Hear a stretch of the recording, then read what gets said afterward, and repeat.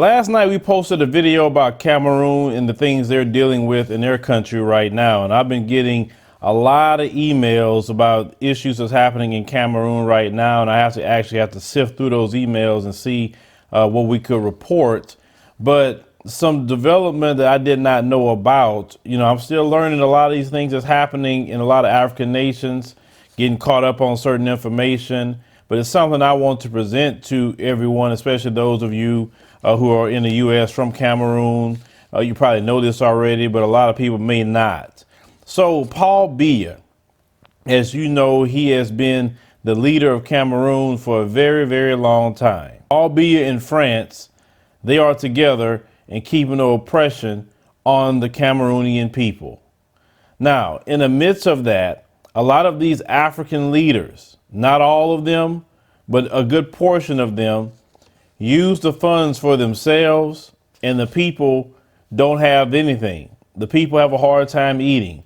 The people worrying about their economy. The people want jobs.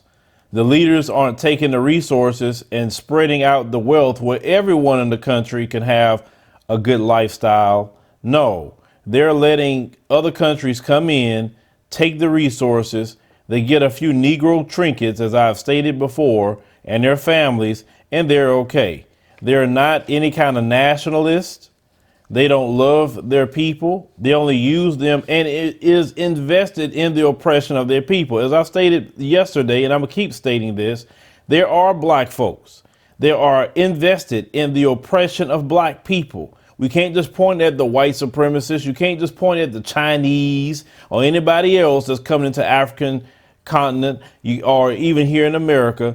They are heavily invested and paid by these people to keep us down, to not want us to be free and liberated. Because the moment you get free and liberated, guess what? They don't have a job anymore. That should be the ultimate goal. Put them out of work. Don't let them have a job.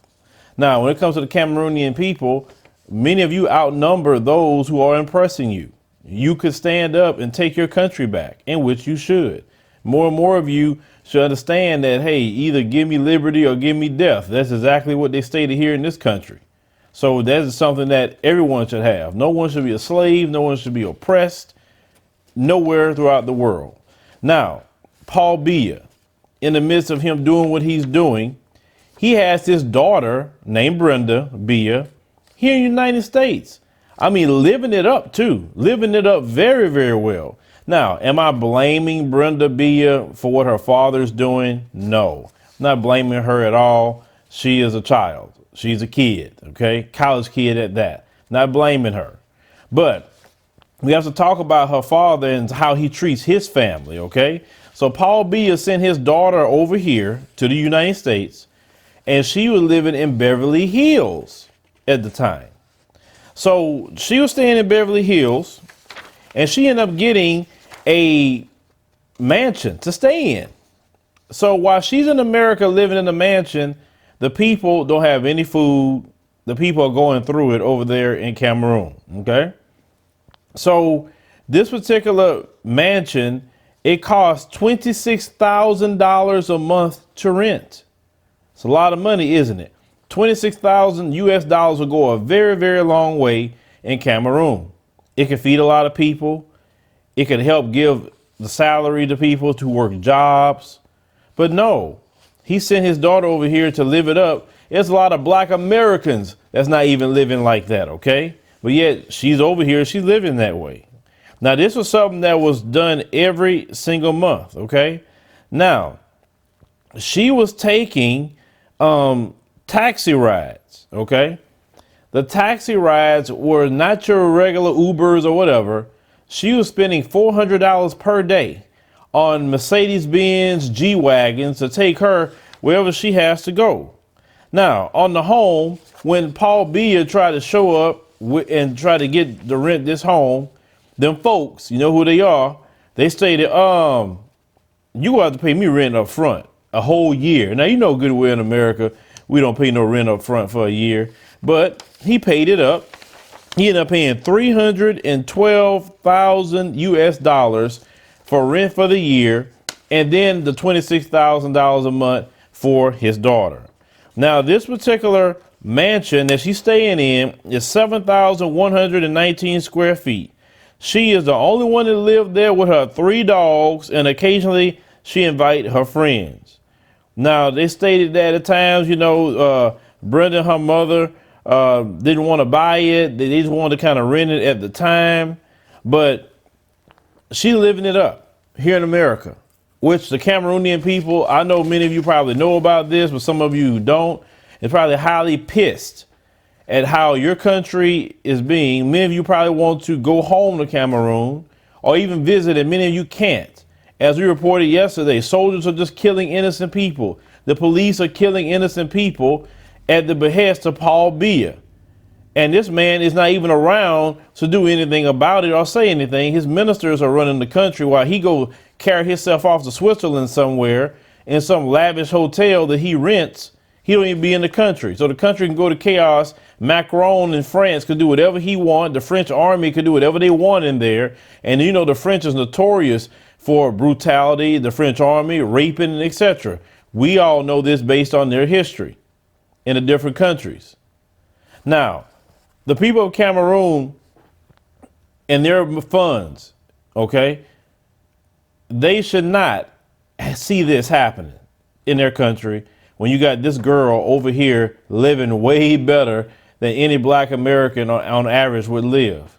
How could you sit up there and steal from your people? I don't understand that. I wouldn't even feel right that I am the leader of a nation and I'm living high on the hog.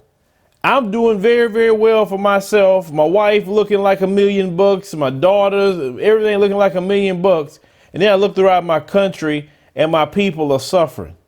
I wouldn't even feel right to do that. But see, the difference is between me and Paul Biya is I have a heart and I feel that God would judge me if I do something like that. And I don't want to be in the hands of an angry God. So let me not do something like that to people, because I know life is a full circle.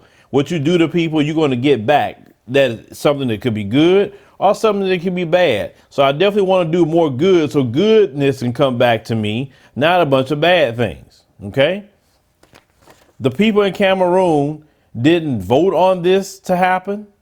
They didn't approve none of that, because all this money this guy is spending will go a long way in that nation.